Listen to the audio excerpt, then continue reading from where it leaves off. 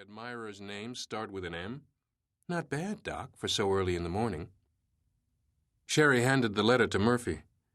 I was comparing this handwriting with some of the other letters you've received from your deranged admirer. They're the same. Murphy held the envelope up to the light and saw what looked like a 3x5 card inside. So, why don't you open it? Murphy smiled. Sherry was forever curious about anything that might be mysterious. He opened the envelope, took out the card, and began to read. Row, row, row your boat gently around the lake. Walk and talk and have a piece of cake. Ride, ride, ride the trolley. Be sure to stop and visit Molly. Dance, dance, dance the choo-choo. Visit the zoo and casino, too. Round, round, round you go. Don't be depressed by the big tornado. Search, search, search and find. Be sure not to lose your mind. Seek, seek, seek like a mouse. You may even find a fun house. So much for poetry, said Sherry. What in the world do you think he means? Maybe he's finally lost it. Well, Methuselah is strange, eccentric, even sadistic.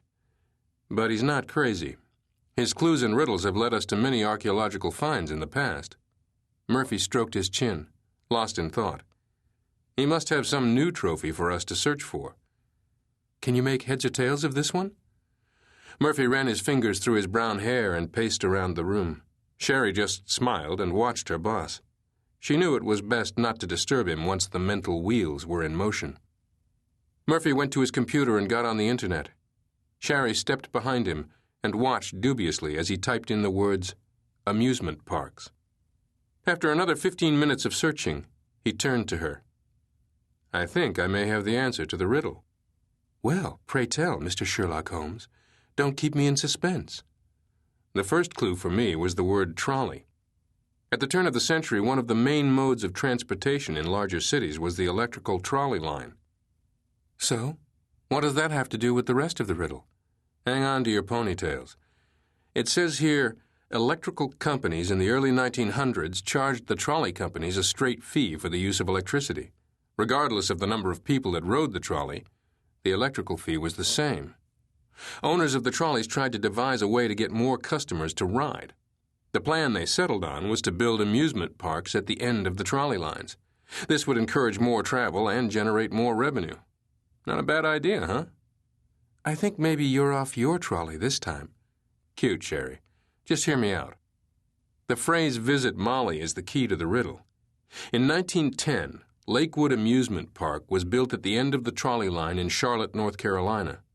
At that time, it was 3 miles west of the city. Its design was similar to that of Coney Island, and it became one of the most attractive parks in the South. How do you know all of this? Genevieve Murphy. Who is Genevieve Murphy? My grandmother. She used to live in Charlotte, and I would visit her in the summers. She would tell me stories about growing up in the South.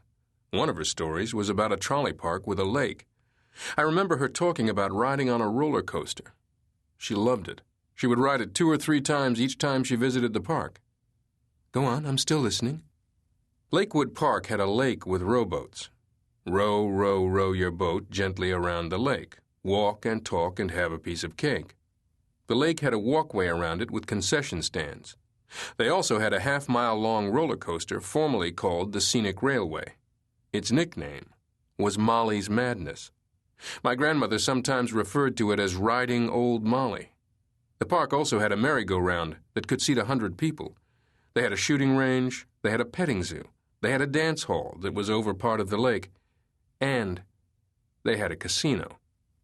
All of those attractions tie in with Methuselah's riddle. What about being depressed by the big tornado? I think that's the clincher, Sherry. In 1933, the Great Depression bankrupted Lakewood Park. People didn't have money to spend on rides and games. In 1936, a large tornado hit the area and trashed the park. The heavy rains that followed washed out the dam and caused the lake to overflow. Repairs were never made and the park closed for good. Bummer.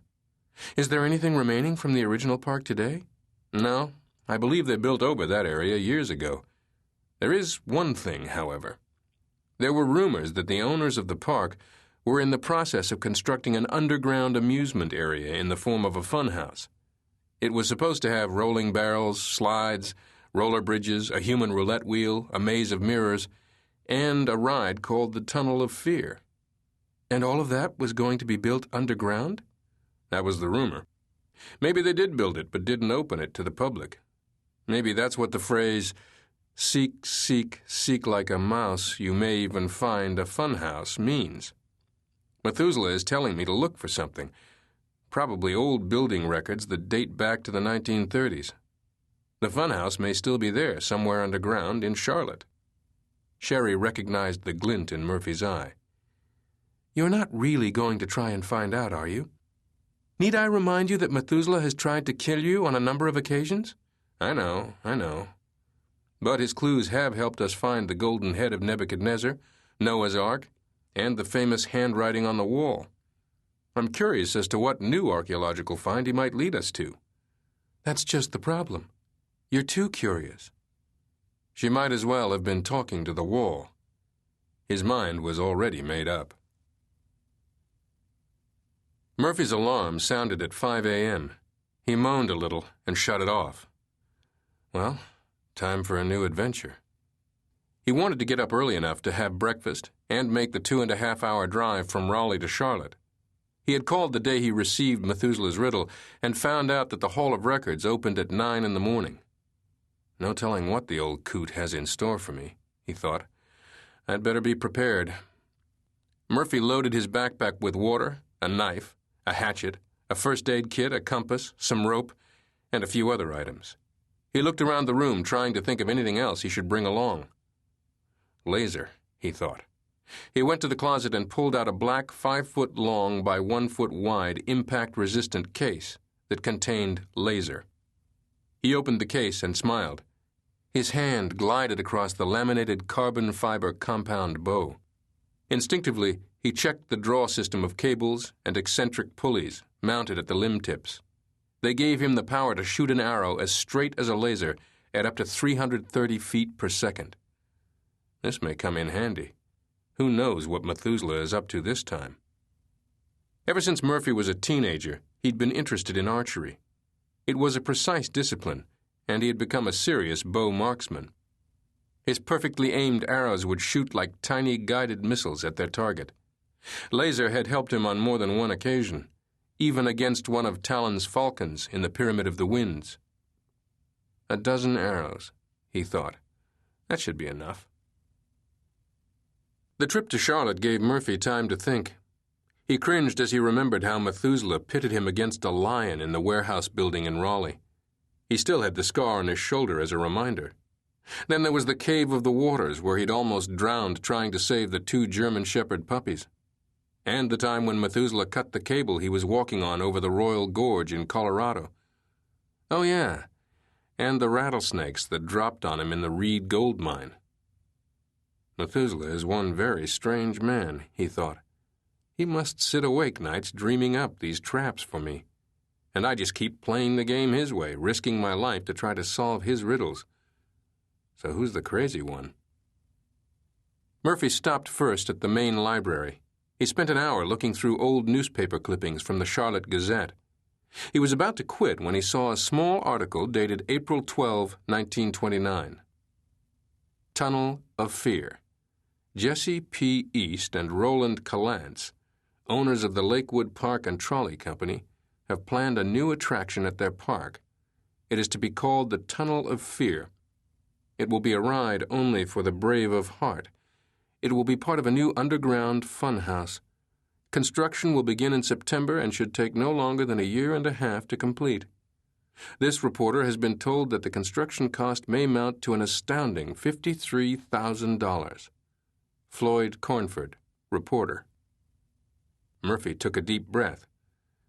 Well, Methuselah said to search, search, search, and find. Murphy spent the next 4 hours in the County Hall of Records, mostly working his way through the endless red tape and the frustration of government bureaucracy. He had to invoke the Freedom of Information Act with a number of different people before he finally got to look at some plans. He gradually realized that the names of streets on the old maps We're not the same.